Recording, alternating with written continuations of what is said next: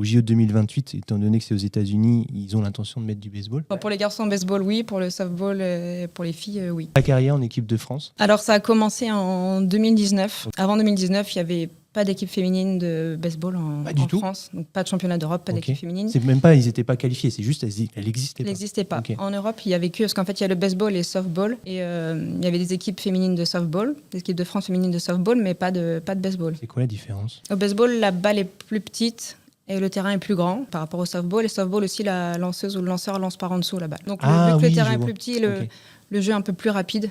Donc, mais après, les deux se ressemblent, hein, mais il y a quelques petites spécificités dans les chaque. Donc, tu as fait partie de la première équipe? Oui, en fait, ça a été une décision de la Fédération française de créer une équipe féminine de baseball. Il n'y avait que les Pays-Bas qui avaient une équipe féminine. Je sais qu'au JO 2028, étant donné que c'est aux États-Unis, ils ont l'intention de mettre du baseball. Mais j'imagine que déjà, c'est galère de faire une équipe pour le championnat d'Europe, mais peut-être que pour les JO, il va se passer quelque chose, non? Pour les garçons, baseball, oui. Pour le softball, pour les filles, oui. La faire à l'inverse, mettre les filles au baseball et les garçons au softball, c'est un peu compliqué.